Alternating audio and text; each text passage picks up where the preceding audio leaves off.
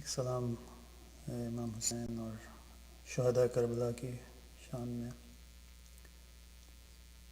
پر محمد وآل محمد صلوات اللہم صلی علی محمد وآل محمد۔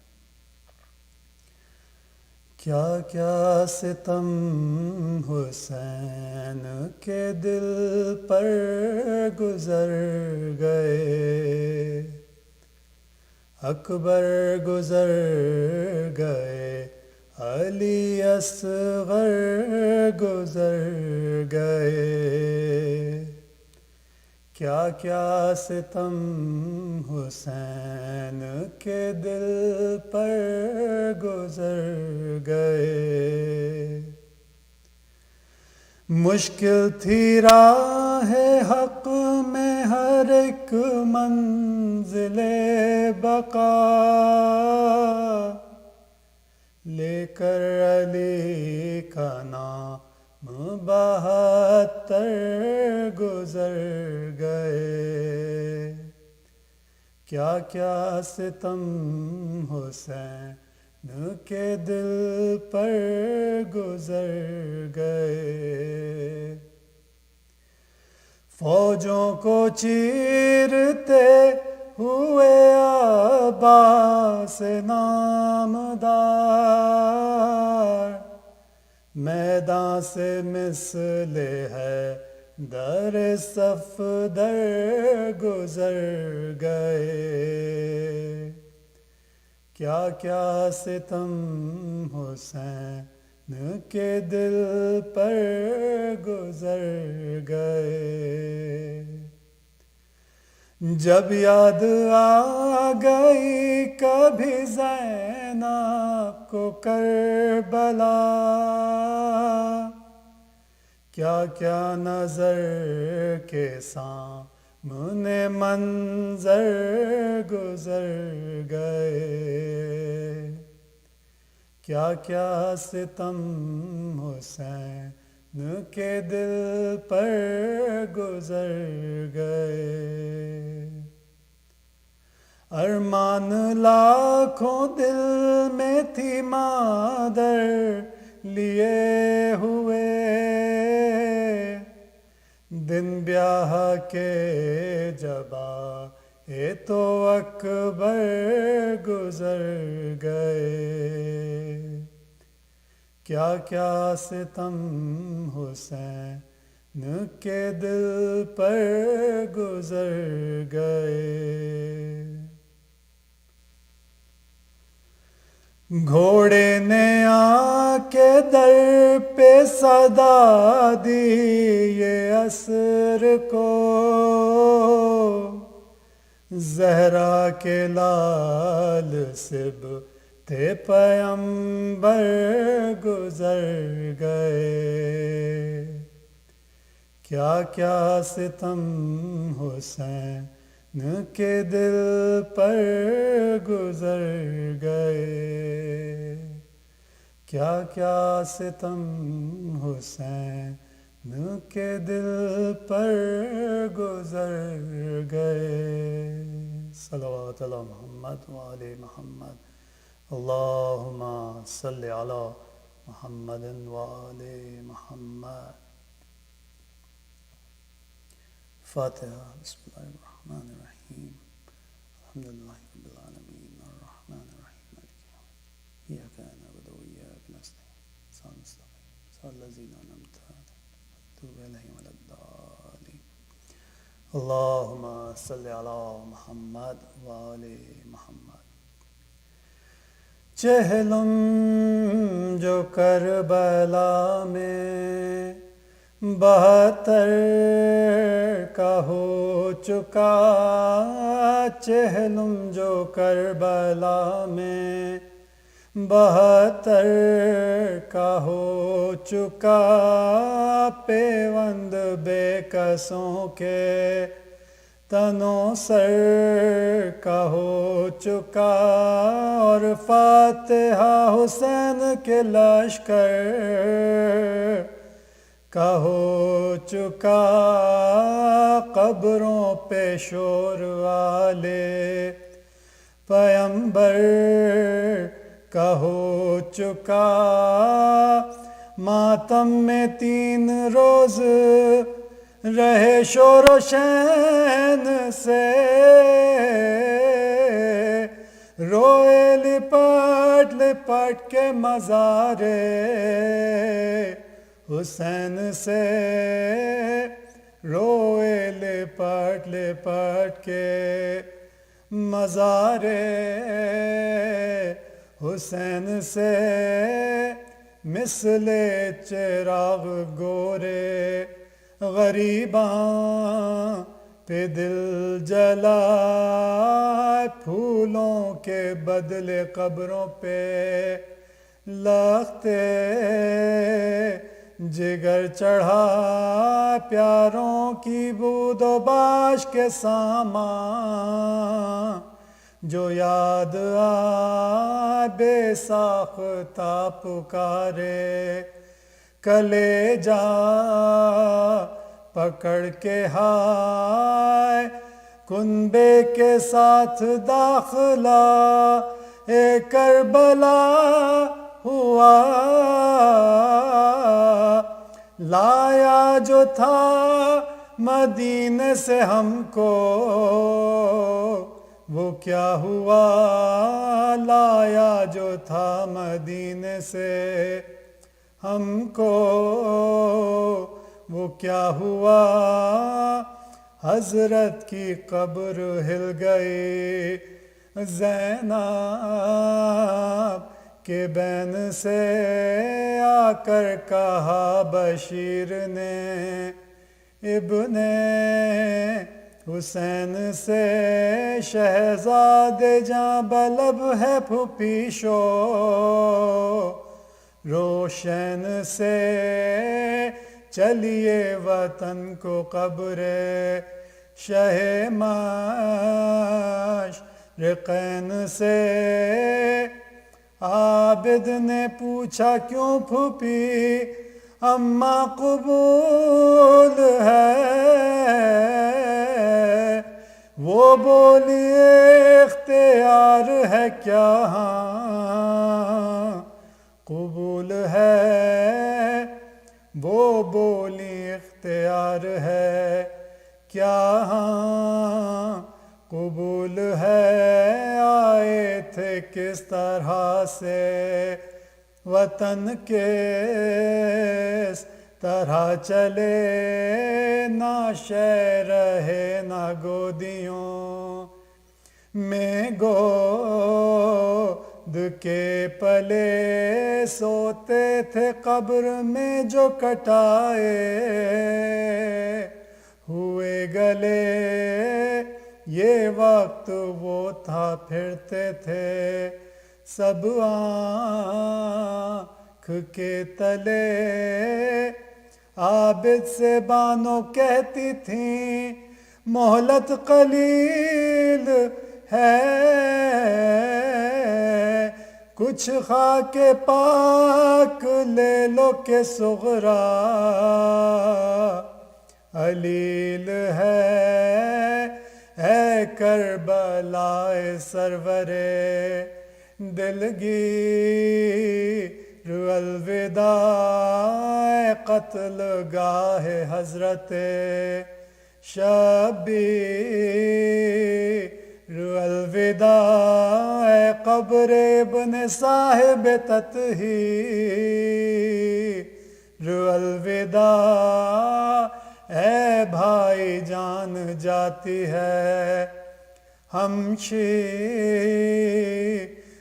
الوداع کیا غم نصیب ہے یہ نواسی رسول کی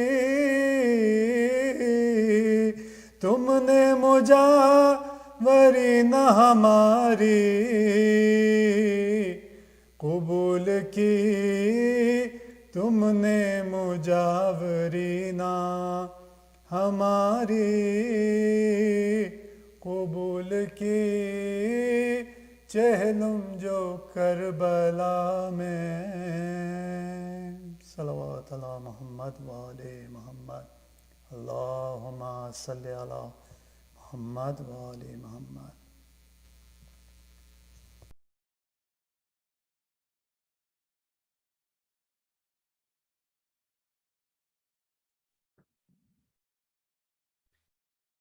أعوذ بالله من الشيطان الرجيم بسم الله الرحمن الرحيم الحمد لله الذي قصرت عن رؤيته أبصار الناظرين وعجزت عن نعته أوهام الباسفين الحمد لله رب العالمين الصلاة والسلام على أشرف الأنبياء والمرسلين خاتم النبيين بالقاسم محمد وأهل بيته الطيبين الطاهرين المعصومين الذين أذهب الله عنهم الرجس وطهرهم تطهيرا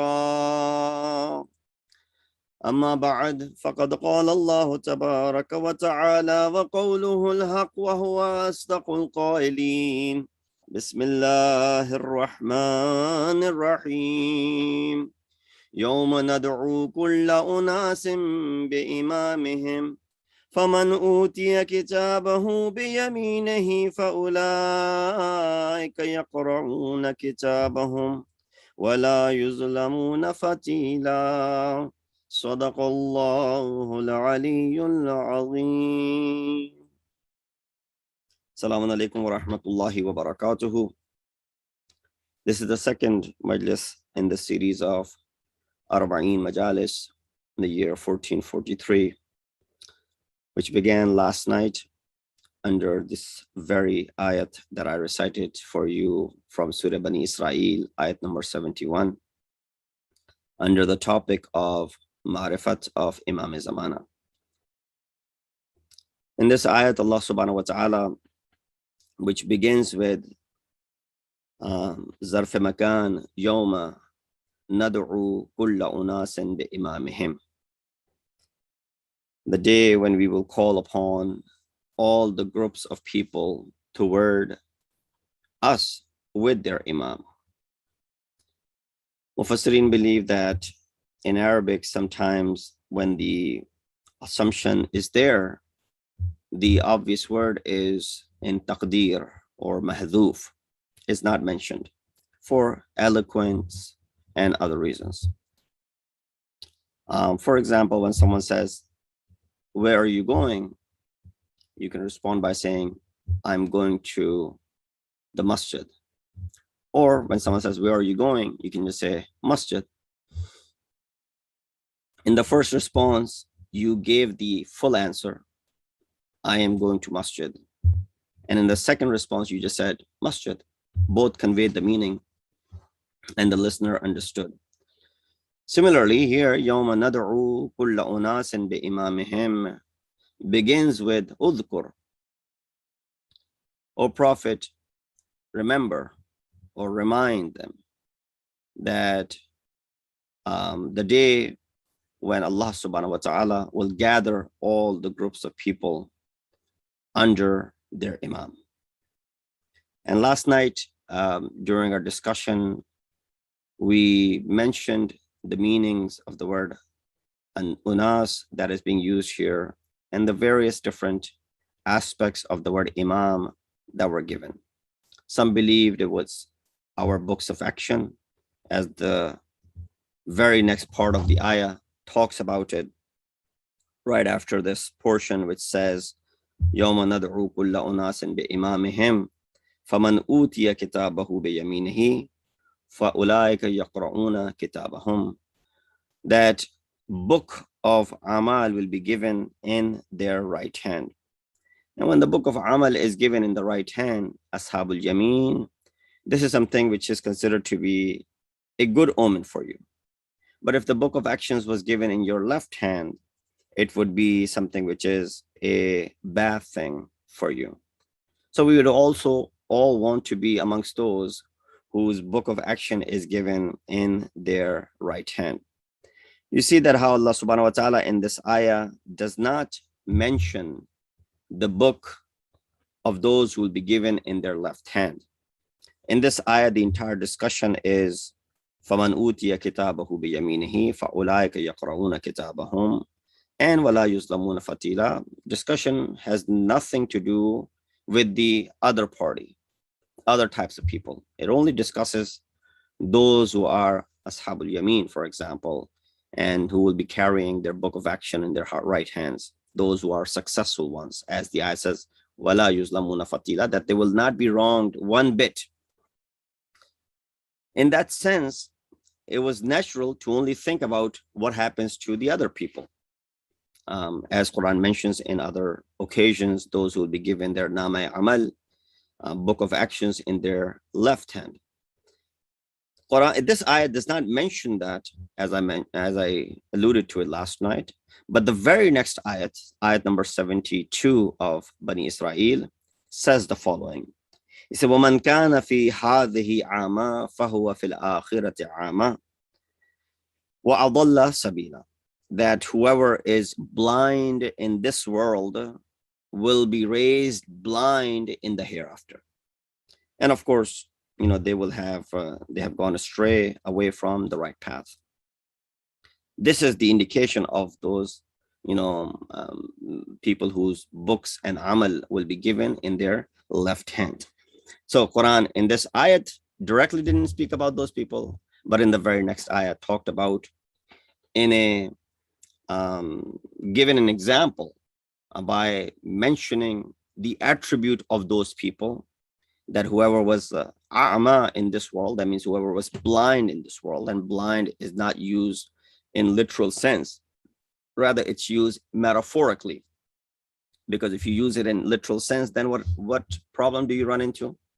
Well, that means anyone who was blind, even though they were mu'min, they will be raised blind in the hereafter. Why would that be the case? Why wouldn't they be able to see all the beauty of the paradise if they were believers and if they were good doers? So here, the word blind, a'ma, is not referring to someone who's physically does not have the ability to see in the world. Blindness refers to the blindness of their heart and their faith. That whoever was faithless and deviated from the path, if they had faith at some time in their life, but then they deviated from their path, these are the people who are referred to as blind. As in some of the Quranic attributions to these type of people, they are actually referred to as mayyit. They're referred to as dead people walking amongst those who are alive. There's so many references to that, but none is coming to my mind at the moment. But you've heard those, even Surah Yasin and other places. This reference is given that these people are mayyat, these people are dead. These people, because their hearts have swerved and they don't want to listen to your instructions, O Prophet. So, وَمَا عَلَيْنَا إِلَّا الْبَلَاغ. That's what Prophet said. All upon us is to do tabligh. If there's effect or there's no effect, it's up to the people. So Quran has given examples of these type of people with various different attributes. So one of the attributes associated with them is a'ma, that they are blind. But you don't take that word in literal sense. Nobody in their right sense of mind would take this ayat in its literal sense, because then it's discriminatory towards those who are blind, for example.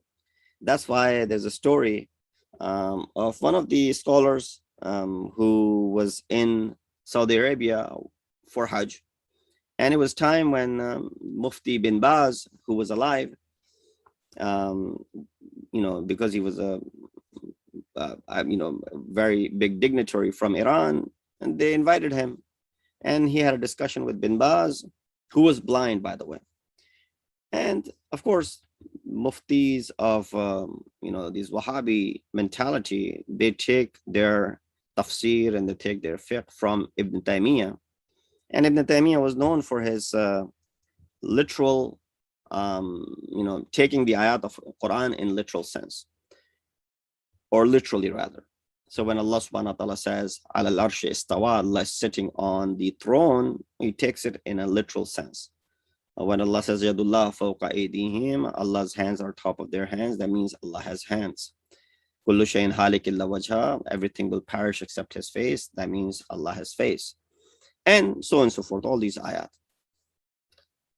So they were having this debate, and this scholar was trying to convince them that these ayat all have ta'wil, that the hand, yadullah, refers to the power and the might of Allah. Wajhullah refers to the face, is your recognition. That's what it means, that which makes us recognize Allah. Al arsh istawa, that Allah is sitting on the throne, meaning that if a person is sitting on a chair, that means they are completely in control of that chair. As if, when your alim comes and he recites in your masjid, you have a mimbar for him. So when he sits on the mimbar, he's the one who's occupying that mimbar. No one else is. So Allah is sitting on the throne, meaning that he has tasallut over everyone and everything. So of course, they were having this debate and they couldn't come to a conclusion, where he gave an example. He said, if that was the case, then how do you take this ayah? وَمَنْ كَانَ فِي هَذِهِ الْأَعْمَى وَهُوَ فِي الْآخِرَةِ أَعْمَى وَأَضَلَّ سَبِيلًا, that whoever was blind in this world will be blind in the hereafter. And of course, he was alluding to Bin Baz, who was blind, that if you're blind in this world, that means you're going to be raised as blind in the hereafter. And of course, he didn't have response to that. So you can't take these ayat in their literal sense. Then you will run into these sort of issues. A lot of time, many examples result in explanation and understanding of certain concepts better than all the arguments that you can provide. For example, there's always this argument over the word Mawla. Man kuntu Mawla fahadha aliyun Mawla. A lot of people argue that the word, they have agreement that this incident happened in the plains of Ghadir Khum. Rasulullah on Hajjatul Wada announced all of this. But as Rasulullah announced all of this, there was, the complication is regarding the word Mawla, that he did not mean Mawla as master. Rather, he meant Mawla as friend. So, when this loves, which is Mawla, is referred to as friend, when you talk to them and you talk about that, what is the concept, they just play very basic and say, well, Rasulullah didn't really mean to announce the vilayat of Imam Ali and him being the successor. So there was a story of a scholar lived in Zahedan, Sistan, Balochistan area. And, that's predominantly Sunni community there. So he had another scholar who was a friend of his, who was also from Ahl Sunnah. And so he invited him over for, casual talks and discussion, and, over for a lunch or dinner. They sat down and they spoke about the event of Ghadir. And our Shia scholar, he mentioned all of the proofs. The Prophet said this, Alastu awla bikum bianfusikum, am I not superior to you than your own nufus? And then Rasulullah announced, man kuntu mawlahu fa'adha aliyun mawla. But of course, they have their own rebuttals. They had their own counter arguments. He said, we argued, and we couldn't get to any sort of natija. We had our food, and this friend of mine, after having a very fruitful, but without any conclusion discussion, he left for home because he had to go a long way. He drove from, hour and a half, 2 hours away. So he had to leave. He said, when he left, after a while, I thought of something. I picked up the phone and I called him. I said, Maulana, can you come back? There's something that I need to tell you. He said, I was there with you for a few hours. We sat down, we spoke so much, we ate together. What is it that you want to tell me more? Tell me over the phone. He said, no, I want to tell you in person. Baas cheezein phone pe nahi batai ja sakti. He said, I'm almost home. It's a 2 hours drive and I'm almost about to reach home. Maybe I'll come back another day. He said, no, right now. Dosti ka taqaza ye hai ki you come back right now. He said, it better be good. He said, yeah. You won't regret it. He said, you can't tell me over the phone. He did all the israr that he could have, but of course, nothing worked. So poor guy turned his car around and drove back. After driven back, an hour and a half, he arrives at the door, knocks on the door, rings the bell. The Shia scholar, he opens the door, he hugs him, and after hugging him, he says, I wanted to tell you how much I love you, and I consider you to be my dear friend. He said, is that it? That's all you wanted to tell me? He said, yeah, that's what I wanted to tell you, and that's why I asked you to come back. He said, are you out of your mind? You could have said that over the phone. And plus, it didn't require saying, because everybody here that knows us knows that we are friends. No one in their wildest dreams could think of us having any sort of animosity the way we are so close to each other. We respect each other. Yes, we are from different sects, but we have mutual respect. And you don't really need to tell me that you love me and you are my friend. That is something which is known. I'm really starting to contemplate over this friendship with you, that I think you're losing it. You're running out of, you made me drive hour and a half. We've gone through this, sometime when you have to drive back for something, how frustrated it gets, especially when you were, so close to your destination. So when he calmed down, he was really infuriated. He was enraged. The Shia scholar said, I made you come back in your comfortable car. You drove back without facing the heat of the day, sitting comfortably. Yes, you had to come back the distance, but it wasn't that you walked. It wasn't that you were on, like a horse or something. Comfortably, you drove back. And I told you that you're my friend. You started doubting my intellect. Rasulullah, on the plains of Ghadir, on the day of Ghadir, for 3 days, stayed in that area, called back those people who had gone to Medina, come back. Don't go there, don't leave yet. They said, we were arriving almost, we have reached Medina. These people were called back. Those who were still making their way from Mecca, slowly and gradually, waited for them. At least 3 days, Rasulullah waited for all of these people in the plains, in the desert, with the heat beating down on their heads, not having, any sort of cooling mechanism that they cool themselves down, having low resources because you carry only enough for your survival throughout the journey. In those dire situations, Rasulullah brought back the people, waited for those who were still arriving to only announce that Ali is my friend and I really dearly love him. He said, does that make sense? I did that for you. You started questioning my intellect, although you didn't go through much trouble. But Rasulullah would do such a thing. Something which everybody in the community knows, that Ali is a cousin, son-in-law of the Rasul of the Prophet, that Rasulullah loves him very much, has expressed his feelings and passion and love, compassion towards Ahlul Bayt, and in particular towards Imam Ali. Does anyone have any doubt that they're not friends? He says, Silmuka silmi, harbuka harbi, damuka dami. And then anyone has any doubt about the muhabbat between Prophet? You don't question Prophet's intellect at that point.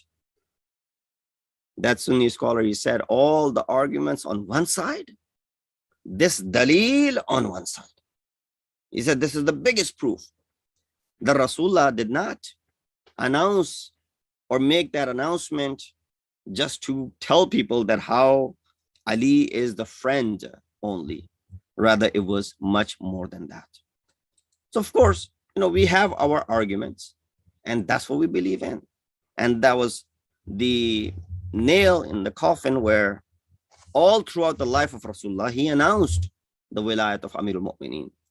But it was a clear, most obvious announcement that was recorded by hundreds and thousands of people, 110 different narrators of this hadith have been mentioned by Allama Amini in his book.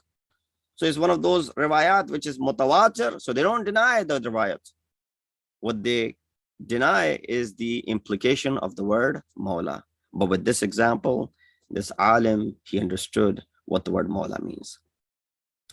Yesterday, if I can bring you back to our discussion on the Ma'rifat of Imam Zamana, I had mentioned the 4 levels for you from the riwayat of our 4th Imam, Imam Ali ibn Hussein Zainul Abidin alayhi salatu wassalam. First level was the introduction of Imamat.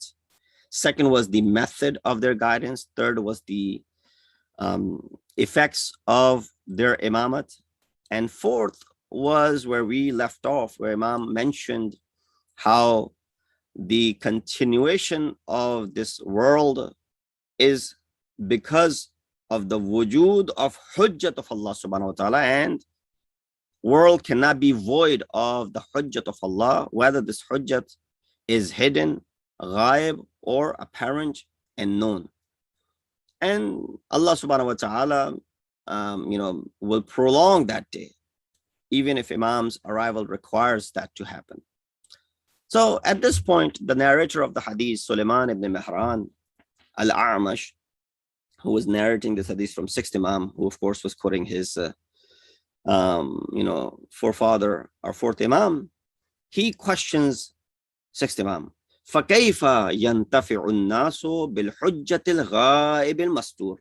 Because remember, the last portion, Imam had said that the world, since the creation of Adam, cannot be without hujjah. Either the hujjah is zahir or mashhur, ghaib or mastur. Zahir means apparent and known, or unknown and hidden. Visible and known, and unknown or hidden. So upon that, this narrator, this great narrator, he asks Imam, فَكَيْفَ يَنْتَفِعُ النَّاسُ بِالْحُجَّةِ الْغَائِبِ. How do people benefit from this hujjat which is ghaib? Well, hujjat which is apparent in the form of you, O Imam, 6th Imam who's sitting in front of him. We understand that we benefit from you. But how do we benefit from hujjatul ghaib? Not only ghaib, al-mastur, unknown and invisible to us. Imam responded, قال كما ينتفعون بالشمس إذا سترأها السحاب. The way you benefit from the clouds, or rather, the way you benefit from the sun when it's covered with the clouds. ينتفعون بالشمس, you benefit from the sun, don't you? Even if there's cloud cover, sun is still beneficent to you. Allah subhanahu wa ta'ala also refers to this concept, this attribute to the Holy Prophet, Hazrat Muhammad Mustafa sallallahu alayhi wa sallam, and he calls him Sirajan Munira. Similar isti'ara is used. Ayyuhan Nabi, inna rasalnaka shahidan wa mubashiran wa nadhiran wa da'iyan ila Allah bi'iznihi Sirajan Munira. Surah Ahzab. So this siraj, which is illuminated, this chirag, this light, which is beneficial. So that is used for Prophet. And Imam is similar, that you benefit from him. How you benefit from the sun, which is hiding behind the clouds. So there are 3 similarities that we can derive from this example Imam has given, comparing Imam Ghaib to the sun, which is behind the clouds. Number 1, sun is the source of light for earth. Without it, it won't prevail. Can you imagine life without sun? There are certain places on earth which don't see the sun for I believe 6 months, closer to North Pole, closer to South Pole, when it's winter or when it's summer. Obviously because of the angle, the sun is there, of course, it still is providing warmth to the rest of the world, but to certain portions, of course, they don't see it. But they have the hope that one day it'll come. Or there are other places on earth which have which receive sunlight, and therefore there's life on it. That's why scientists have been searching for a planet similar to Earth, which is inhabitable. But of course, you see that either planets are too close to the sun, that it's so hot over there that you can't live, or they're too far away from the sun, that it is cold over there and you can't live. So you can't survive there.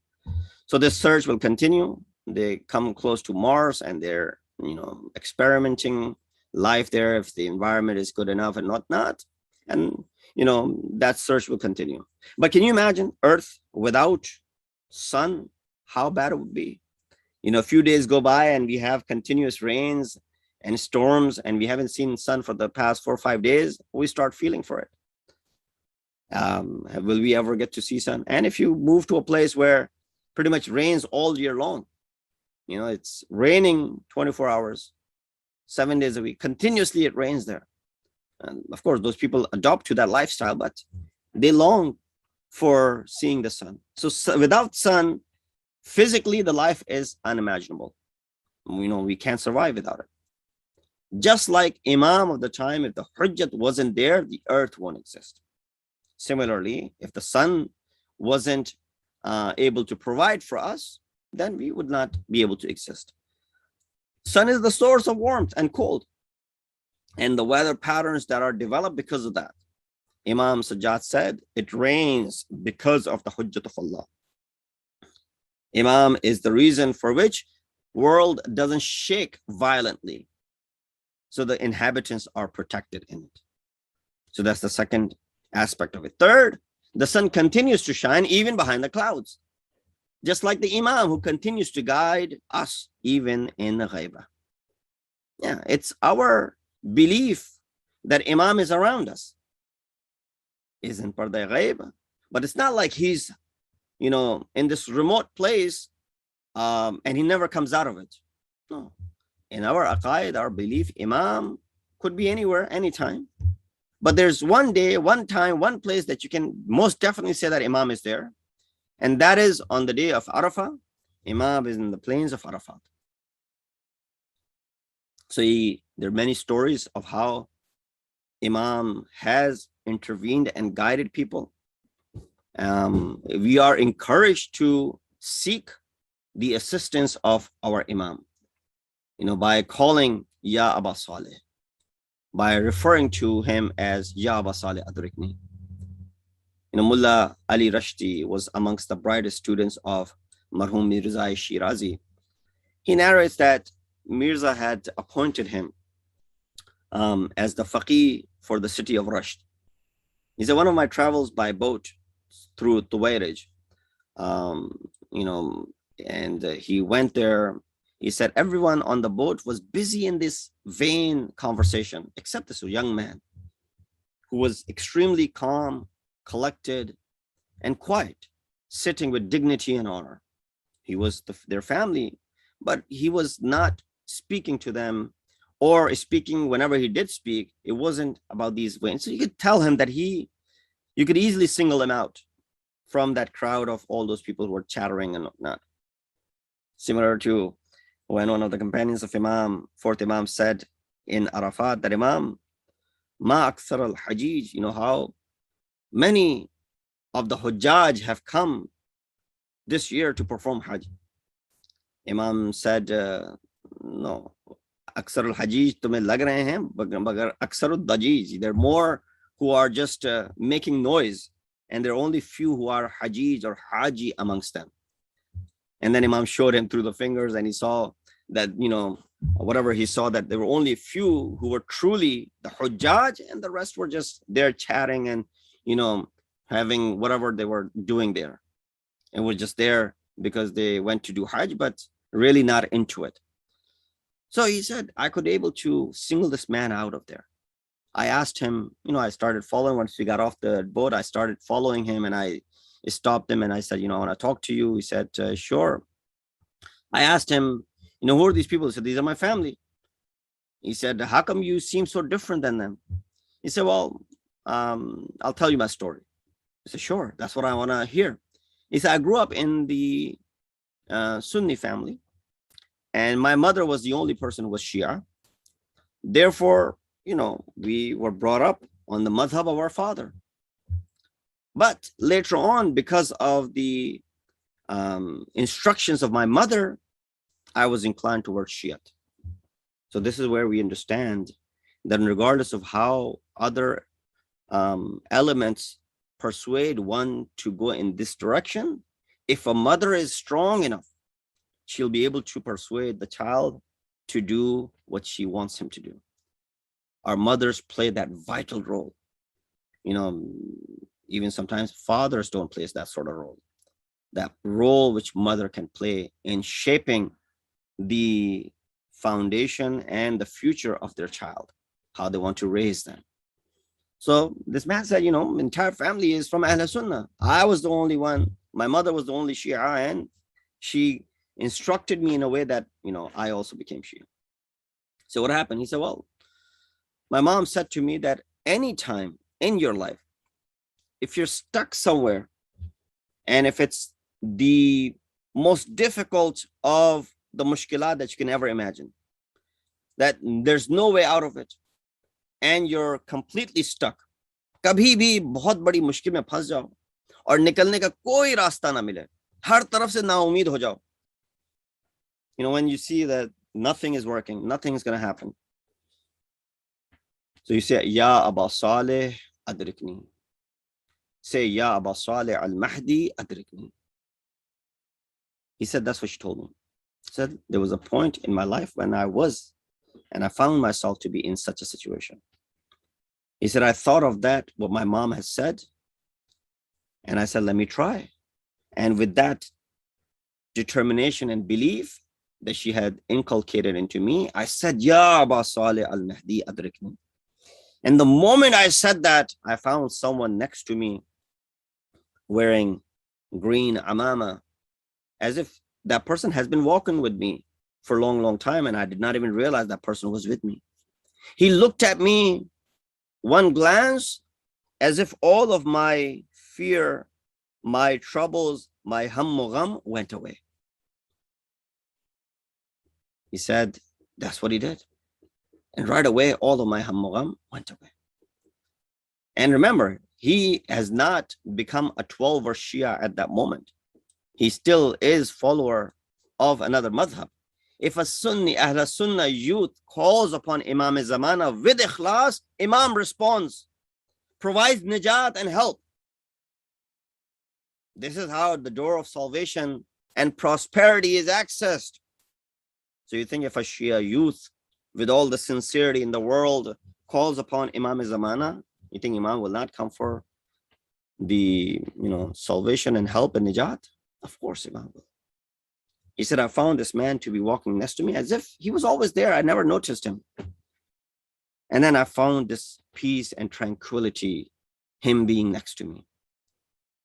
Then I said to him that, can you walk with me for a little bit longer?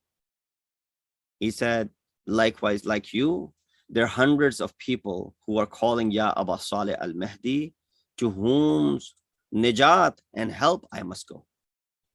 So Imam is there as Imam Ghaib, but he's in amongst us. And therefore Imam will come for your assistance if you call him with that sort of sincerity. So that's why when Imam is comparing the wujud of Imam like a sun behind the cloud, is this reason. Another thing worth mentioning is the concept of sunset, which is not a right terminology, because sun never really leaves. It's always shining somewhere on the earth. It's only when earth turns away from it that it gets dark. But the moment earth is back in its direction, sun is shining upon it. Just like how sometimes we turn away from our Imam, his nur is always there. Sun is always illuminating. It's only when we turn away from the sun. A person builds a house in the opposite direction, in a direction where there's no sunlight. Does the sun lose anything if this person is blocking all the sunlight from reaching his house? No, nothing is lost from the sun. But if this person builds his house in a direction where he receives the full energy from the sun, nothing decreases from the sun, but there's all the benefit in the world that this house can get. With all the solar panels being installed nowadays and understanding this, we can see how this is possible. So sun is always there. The sunset is relative to us, that it's sunset in our area, but it's still shining in the other area. Another point about sun is that when something is always around, we tend to forget it. We tend to take it for granted. Imam is like that sun. He's been around for more than 1100 years. We've heard a great deal of it, but we've taken it for granted. We're taking him for granted. And that's why the concept, because of the attacks, as I alluded to yesterday, makes this aqidah even more and more slim. So make sure that we don't take this for granted. Something which is with you, something which is always there for you, you lose value for it. I don't want to give examples of food items that are available in our part of the world that are not available in the other part of the world. For example, water, which is scarce in many parts of the world. You know how valuable water is for them? Places where people have to walk miles before they can gain access to drinking water.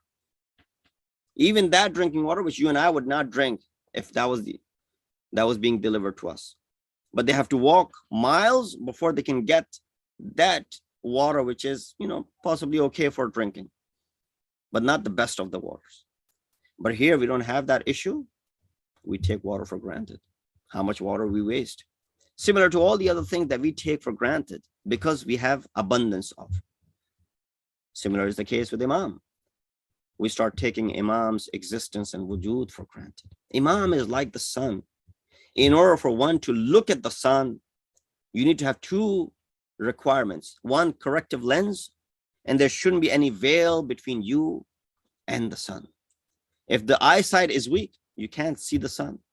If there's any veil and obstacle in between, you can't see the sun.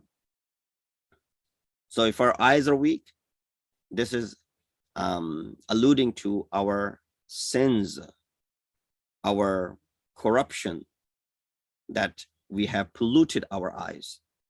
Or if there's a veil, that's even worse.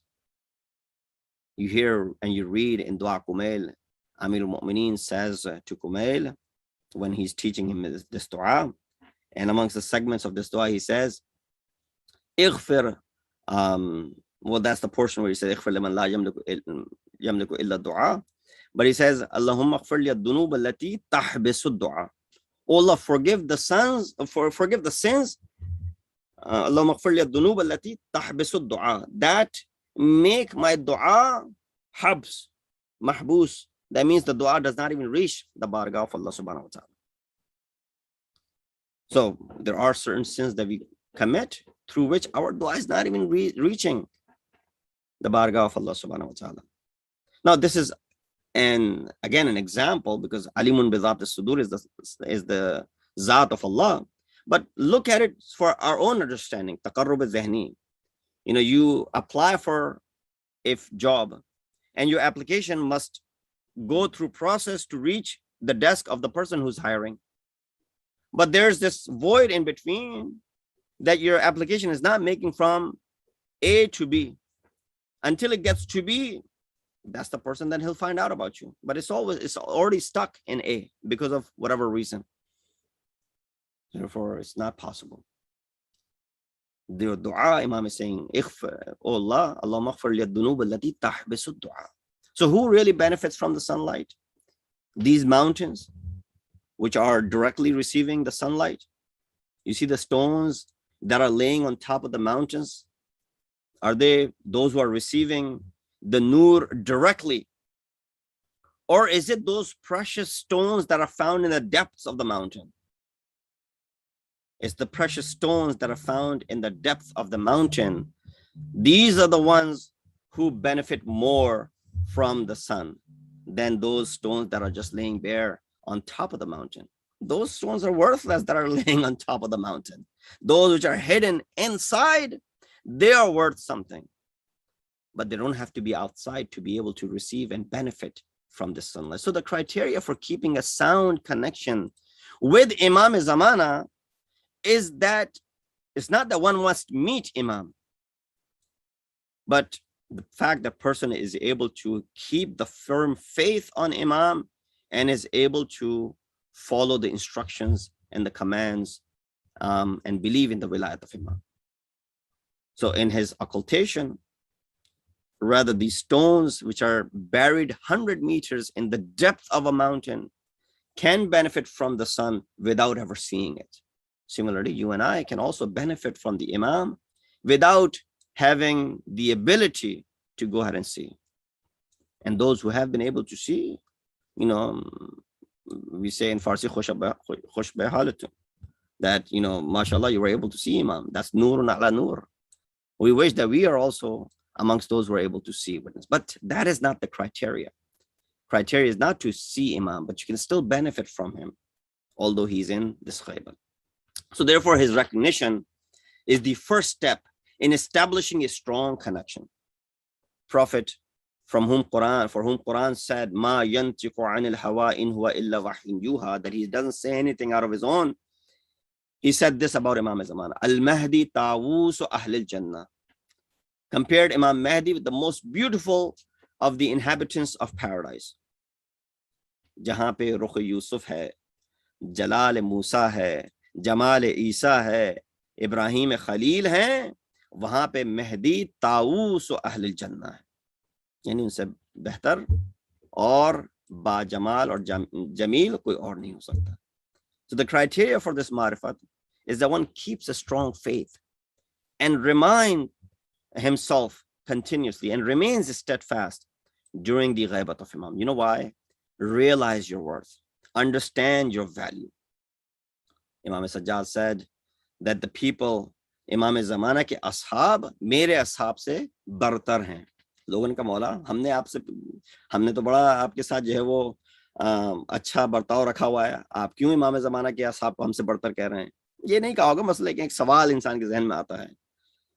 کہا اس لیے کہ جو شخص اس زمانے میں ہمارے عہد پر باقی رہے گا اور دین کو محفوظ رکھے گا، اس کا ثواب 1000 شہید بدر اور احد کا ہے. کیوں؟ اس لیے کہ آخر الزمان میں انسان صبح گھر سے نکلے گا، دیندار ہوگا، جب لوٹے گا تو دین کو کھو چکا ہوگا. بس آخر الزمان میں حفظ دین بہت مشکل ہوگا، اور اگر کوئی شخص اپنے دین کی حفاظت کر پائے گا ان دنوں میں، غیبت کے ایام میں، تو اس سے بڑھ کے کوئی شخص نہیں ہو سکتا. امیر المومنین کا بھی غالباً اس حوالے سے اقوال ہیں کہ جس میں امام نے بھی بیان کیا ہے افادیت، بلکہ ان لوگوں کے بارے میں کہ جو اس آخر الزمان کے زمانے میں رہیں گے. مثلا امام کہتے ہیں کہ خیر الناس، روایت کے الفاظ ذہن میں نہیں آ رہے، ایک اور روایت اسی حوالے سے ملتی ہے چھٹے امام جعفر الصادق علیہ السلام سے، کہ نماز اور عبادت غیبت میں 25 برابر ہے اس نماز اور عبادت کے جو کہ حاضر امام کے سامنے ہو. عجیب ہے روایت کہ غیبت امام میں اگر کوئی شخص عبادت انجام دیتا ہے تو اس کا 25 گنا ثواب زیادہ ہے اگر امام حاضر کے سامنے وہ نماز ادا کی جا رہی ہے.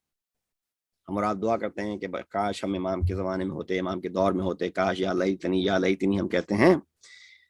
تو امام تو یہ کہہ رہے ہیں کہ غیبت میں اگر آپ نے آج جو نماز انجام دی ہے اس کا ثواب 25 گنا زیادہ ہے اس سے کہ جو نماز ہمارے سامنے انجام دی جا رہی ہے.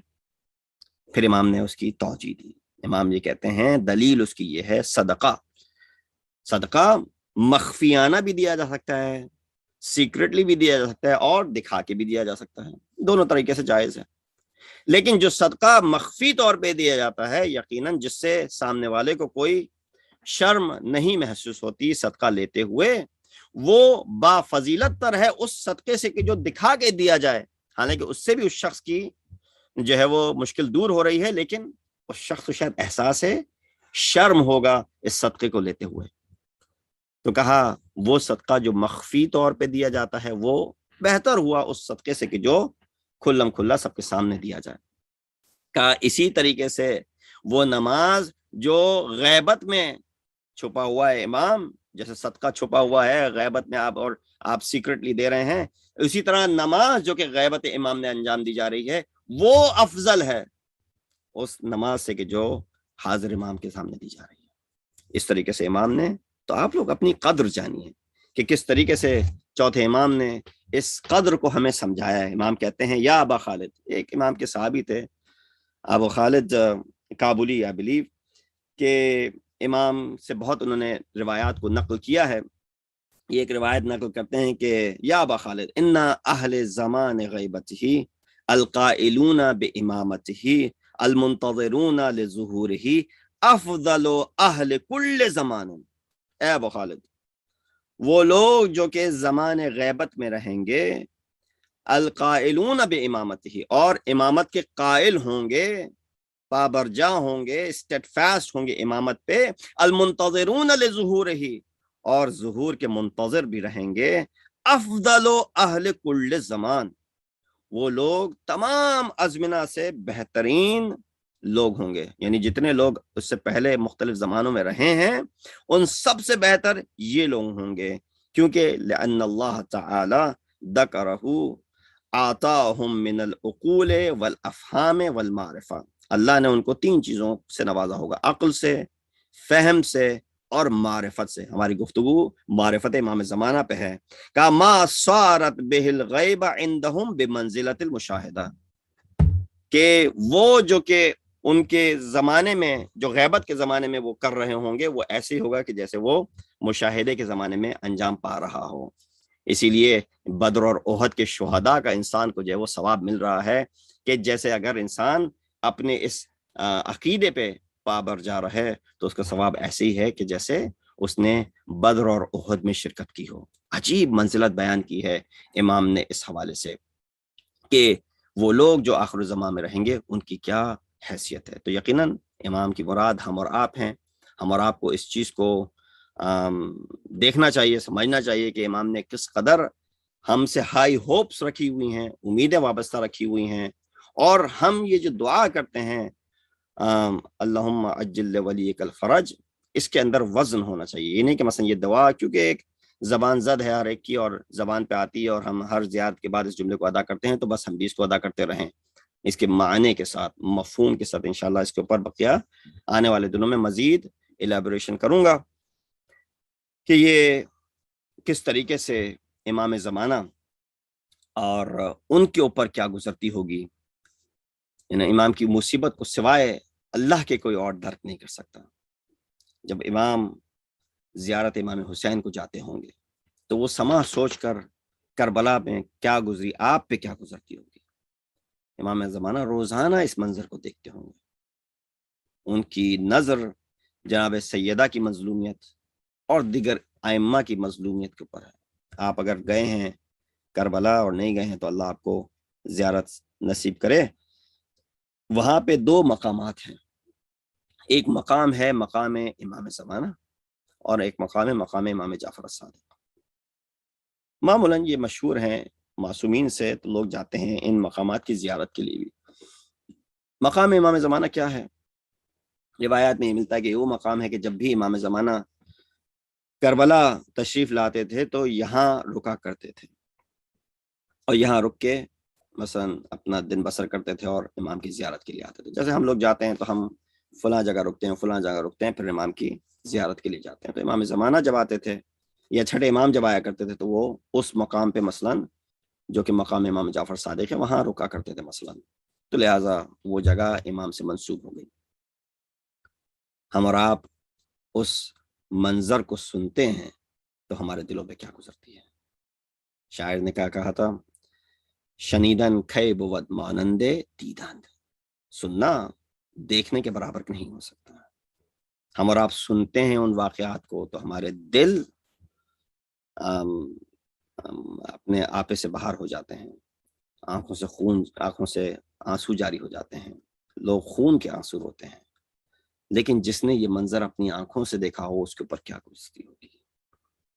یہ وہ شریکت الحسین جناب زینب کا کمال ہے کہ خداوند متعال نے ان کو کیا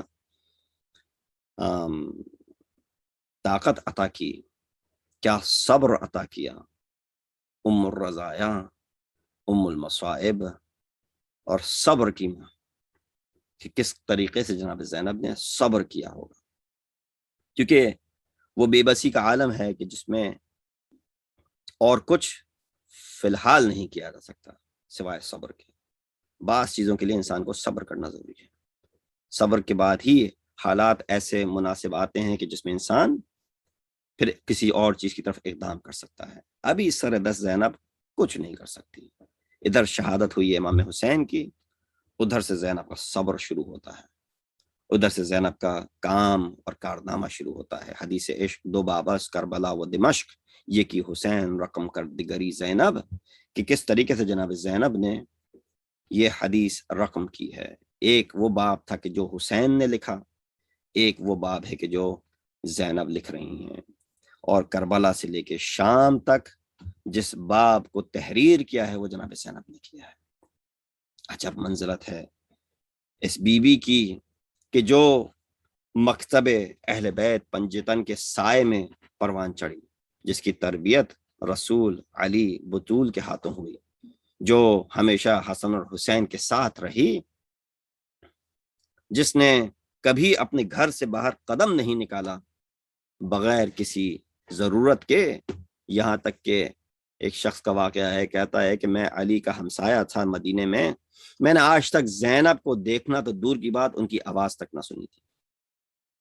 یعنی جناب زینب وہ منزلت کی فائز ہیں، جو اس منزل پہ فائز ہیں کہ جب بھی ماں کی زیارت کے لیے جایا کرتی تھیں، امیر المومنین رات کے اندھیرے میں جناب زینب کو لے جاتے تھے.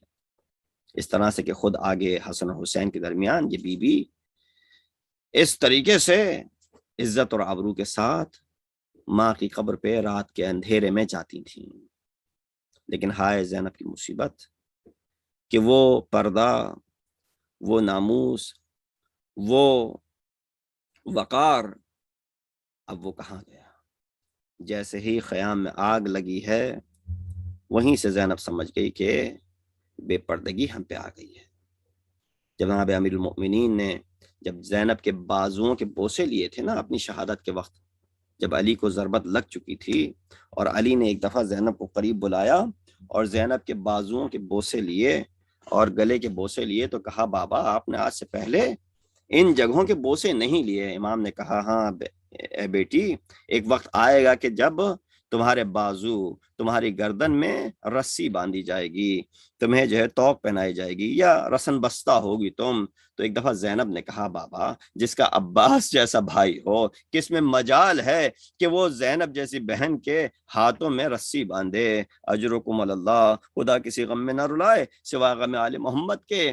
روز عاشور جب خیام جلنے لگے نا، جب امیر المؤمنین کی بات زینب کو یاد آئی، کہا لقد صدق امیر المؤمنین، امیر المؤمنین نے سچ فرمایا تھا. عباس کے جانے کے بعد سے اب کچھ نہیں پتا کہ زنجیریں بندھیں گی، توقیں پڑیں گی، اب تازیانے برسائے جائیں گے اور ہم رسن بستہ ہوں گے. اجرکم اللہ. زینب نے وہ واقعہ دیکھا اپنی آنکھوں سے اور زینب کو علی ابن ابی طالب کی بات یاد آ گئی کہ کس طریقے سے یہ بی بی دیگر بیبیوں کے ساتھ ہاتھوں میں رسی بندھائے ہوئے باندھے ہوئے چل رہی ہے. مگر وہ وقت زینب کیسے بھولے گی کہ جب ہنگام تھا، خیمے جل رہے تھے، ایک بیٹی ہے حسین کی جس کو کسی نے آ کے اس طریقے سے تازیہ نہ مارا کہ وہ بے ہوش ہو جاتی ہے. جب اس کے پاس زینب پہنچتی ہیں، اس کو اٹھایا، پانی نہیں تھا، کس طریقے سے اپنے آنسوؤں سے اس کو افاقہ کیا ہوگا. جب وہ بچی اٹھتی ہے تو زینب نے کہا بیٹی چلو باہر، خیمے میں آگ لگی ہے. کہا پھوپھی اماں کیا کوئی چادر ہوگی؟ میرے سر پہ کوئی چادر نہیں ہے، میرے سر پہ چادر نہیں ہے، میں باہر کیسے جاؤں گی؟ جناب زینب نے کہا اے بچی دیکھ تو ذرا تیری پھوپھی کے سر پہ بھی چادر نہیں ہے. اجرکم اللہ، خدا کسی غم میں نہ رلائے سوائے غم آل محمد کے. کس طریقے سے یہ قافلہ، یہ بیویوں کا قافلہ ہم صرف سنتے ہیں، پڑھ سکتے ہیں کہ کس طریقے سے دربار سے گزرا ہوگا، بازار سے گزرا ہوگا، رسن بستہ ہاتھ ہیں، ہاتھوں کو باندھا ہوا ہے، سر پہ چادر نہیں ہے. اسی لیے کہتے ہیں عباس کا سر نیزے پہ جھکا رہتا تھا. کیوں جھکا رہتا تھا؟ اس لیے کہ بیویوں کے سروں کو بغیر پردے کے نہیں دیکھ سکتا تھا. بس وہ وقت آتا ہے جناب زینب ایک دفعہ جناب زینب جب دربار شام میں ہیں، دربار شام میں زینب کا وہ مکالمہ ہوتا ہے. جناب زینب وہ خطبہ دیتی ہیں، وہ گفتگو کرتی ہیں کہ یزید کے اس وقار کو، یہ یزید کے اس گھمنڈ کو، یزید کے اس تکبر کو توڑ کے رکھ دیتی ہیں. بس یہ الفاظ سننے تھے، یزید کو غصہ آ جاتا ہے. اس طریقے سے جناب زینب اور دیگر لوگ جو جو تھے ان کو زندہ میں بھیج دیا جاتا ہے، محفل برخاست ہو جاتی ہے۔ زینب کی باتوں کا اتنا اثر ہوا کہ وہیں پہ چند لوگوں نے کھڑے ہو کے احتجاج کرنا شروع کیا۔ یزید نے محفل کو برخاست کیا، زندہ میں بھیج دیا گیا۔ امام زین العابدین کہتے ہیں کہ میں نے دیکھا پھوپھی اماں کو بیٹھ کے نماز پڑھ رہی تھیں۔ میں نے کہا پھوپھی اماں، میں نے آج سے پہلے آپ کو کبھی بیٹھ کے نماز پڑھتے نہیں دیکھا۔ کہا ہے بیٹا سجاد، کھانا اتنا کم مقدار میں آتا ہے کہ بچے بار بار بھوک سے بلبلاتے ہیں، میں اپنے حصے کا کھانا بچا لیتی ہوں اور بچا کے رکھ لیتی ہوں کہ تھوڑی دیر میں کوئی بچہ آئے گا بھوک کے مارے تو اس کو اپنے حصے کا کھانا دے دیتی ہوں۔ اے بیٹا سجاد، ان کئی دنوں سے تیری پھوپھی نے سیر ہو کے کھانا نہیں کھایا، اسی لیے اتنی طاقت نہیں ہے کہ پھوپھی کھڑے ہو کے نماز پڑھ سکے۔ الا لعنت اللہ قوم الظالمین وسيعلم الذين ظلموا أي منقلب ينقلبون إن لله وإنا إليه راجعون۔ بہرحال ہماری اس بات قبول فرما، ہم گناہ گار ہیں، ہمارے گناہوں سے درگزر فرما، ہمیں اہل بیت علیہ السلام کے نقش قدم چلنے کی توفیق عطا فرما، ان کی تعلیمات پر عمل کرنے کی توفیق عطا فرما، امام کے ظہور میں تعجیل فرما، ان کے اعوان و انسان میں شمار کر۔ ربنا تقبل منا انک انت السمیع العلیم۔ ماتم حسین۔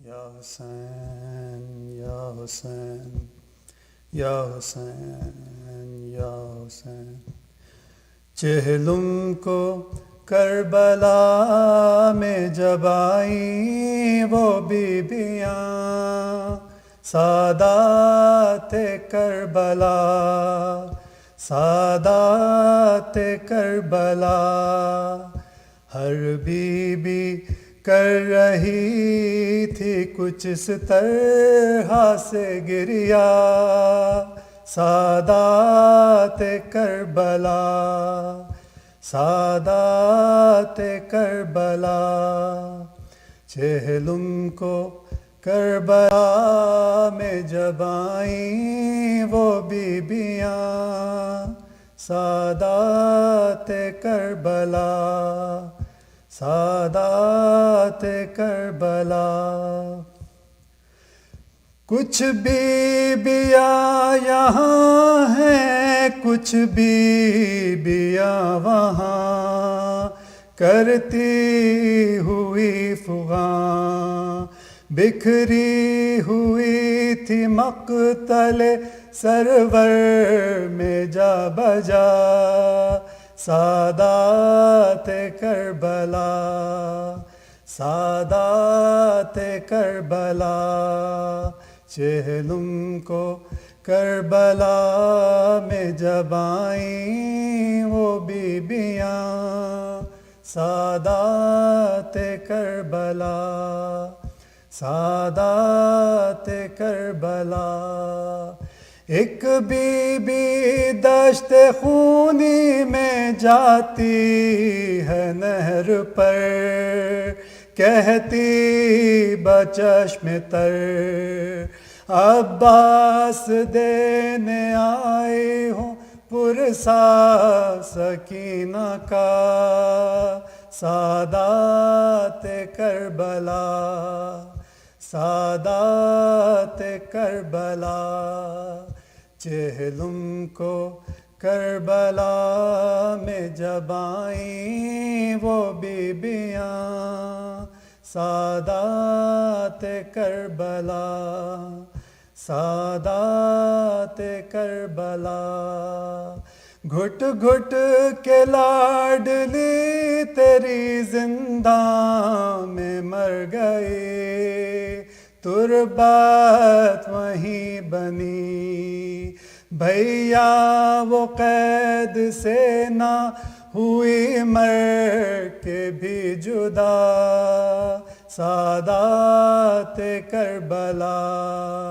سادات کربلا، چہلم کو کربلا میں جب آئیں وہ بیبیاں سادات کربلا، सादात करबला अकबर की कब्र पर यूं हुई लैला नौहगर देखा न साल भर आई हूँ कैद शाम से अब हो के मैं रहा सादात करबला सादात करबला चेहलुम को करबला में जब आई वो बीबियाँ सादात करबला सादात करबला या हुसैन या हुसैन या हुसैन या हुसैन या Hussain.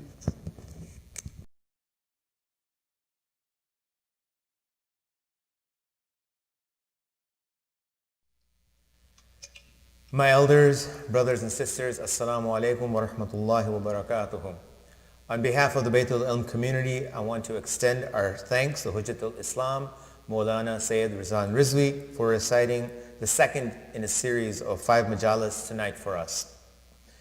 The series will continue until Tuesday, September 28th, which is the day of Arbaeen. Tonight's Majlis has been sponsored by Mrs. Shamma Raza, Dr. Ali Mehdi, and Mr. Hashim Rizvi. For the sehat and salamati of our sponsors, please recite aloud salawat ala Muhammad wa ali Muhammad. Allahumma salli ala Muhammad wa ali Muhammad. The sponsors request a Surah Fatiha for the following: Sayyid Abbas Raza, Mufad Hussain Rizvi, Dr. Sayyid Muhammad Raza, Sayyid Muhammad Behli, Sayyida Sultan Begum, Sister Tayyaba, and Brother Mehdi Rizvi. And for all the marhumeen of your families, please recite a Surah Fatiha. Bismillah.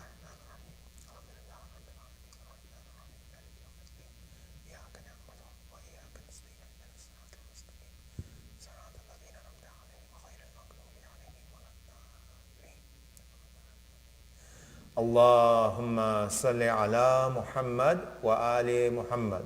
Assalamu alaikum wa rahmatullahi wa barakatuhu.